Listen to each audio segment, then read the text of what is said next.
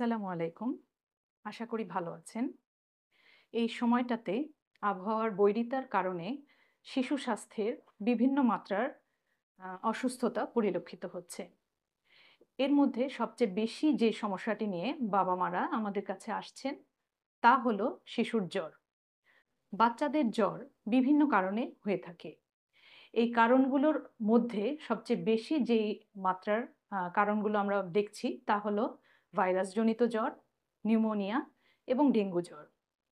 ভাইরাসজনিত জ্বরের ক্ষেত্রে লক্ষণগুলো হলো অতিমাত্রায় জ্বর, নাক দিয়ে পানি, হালকা খুসখুসে কাশি। এই ধরনের লক্ষণগুলো সাধারণত পরিলক্ষিত হয়। এই ধরনের সমস্যাগুলো দেখলে আমরা শিশুকে বাসায় রেখেই চিকিৎসা প্রদান করতে পারি। কিভাবে করতে পারি? আমরা যদি তার জ্বর আসে, সেই ক্ষেত্রে আমরা তাকে প্যারাসিটামল দিব ৬ থেকে ৮ ঘন্টা পর পর। তবে অবশ্যই চিকিৎসকের পরামর্শ অনুযায়ী এবং তার বাচ্চার যে ওজন, সেই ওজন অনুযায়ী আমাদের প্যারাসিটামলের ডোজ দিতে হবে। তার সাথে যদি জ্বর অতিমাত্রা হয়, অর্থাৎ ১০২ ডিগ্রি ফারেনহাইট অথবা তার অধিক হয়, সেক্ষেত্রে আমাদের বাচ্চাকে পায়খানার রাস্তা দিয়ে সাপোজিটরি দিতে হবে এবং একই সাথে তার শরীর মুছে দেওয়ার ব্যবস্থা করতে হবে। এক্ষেত্রে আমরা যেটা করি, হালকা গরম পানি একটি গামলায় নিয়ে সেখান থেকে একটি তোয়ালে ভিজিয়ে হালকা পরিমাণ চিপে সেটা দিয়ে আমরা শিশুর শরীর মুছে দিতে পারি। এছাড়া আমরা তো জানি যে জ্বর হলে বাচ্চাকে প্রচুর পরিমাণে পানি এবং অন্যান্য তরল দিতে হবে, সেটিও আমরা বাচ্চাকে খাওয়াবো। এ গেল ভাইরাসজনিত জ্বরের কথা। এরপরে আসি নিউমোনিয়ার প্রসঙ্গে। নিউমোনিয়ার ক্ষেত্রে আমরা যে লক্ষণগুলো দেখি, তা হলো অতিমাত্রায় জ্বর, তার সাথে শিশুর মধ্যে এক ধরনের অস্থিরতা দেখা যায়, শিশুর শ্বাস-প্রশ্বাস দ্রুত হয় এবং ছোট বাচ্চা যারা আছে তাদের ক্ষেত্রে দেখা যায় যে বুকের খাঁচাটি ভিতরের দিকে দেবে যাচ্ছে অথবা শ্বাসকষ্ট হচ্ছে। এই ধরনের লক্ষণগুলো দেখলে কোনোভাবেই দেরি না করে নিকটস্থ শিশু বিশেষজ্ঞ অথবা নিকটস্থ যে হাসপাতাল থাকবে সেখানে বাচ্চাকে অতি দ্রুত নিয়ে যেতে হবে।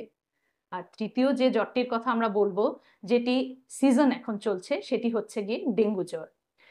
ডেঙ্গু জ্বর সাধারণত দু ধরনের হয়ে থাকে।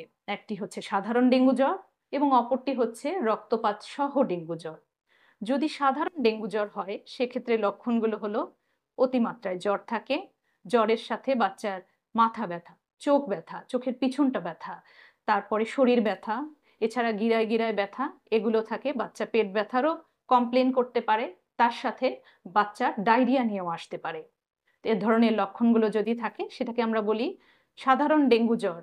এবং যদি এর সাথে রক্তপাতের কোনো ধরনের লক্ষণ দেখা যায়, অর্থাৎ নাক দিয়ে রক্তপাত অথবা মুখ দিয়ে রক্তপাত, দাঁতের মাড়ি দিয়ে রক্তপাত, পায়খানার সাথে রক্তপাত যাওয়া অথবা সারা শরীরে চামড়ায় লালচে দানা দানা হয়ে যাওয়া, এগুলো যদি আমরা লক্ষণ দেখি, তাহলে এগুলোকে আমরা বলি রক্তপাত সহ ডেঙ্গু জ্বর।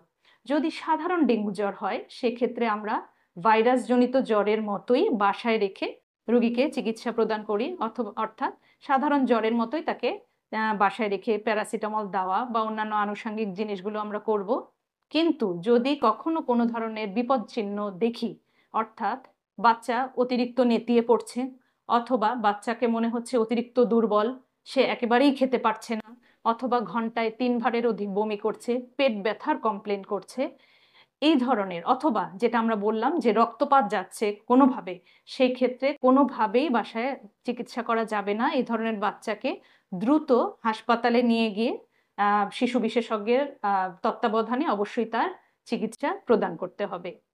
এবং মনে রাখতে হবে, যদি কখনো আপনি মনে করেন আপনার বাচ্চার ডেঙ্গু জ্বর মনে হচ্ছে আপনার কাছে, শুরুতেই প্রথম ৩ দিনের মধ্যে যদি আপনি একটি রক্ত পরীক্ষা করে নেন, তাহলেই কিন্তু আপনি শিওর হয়ে যেতে পারেন হ্যাঁ, বাচ্চাটির ডেঙ্গু জ্বর হয়েছে।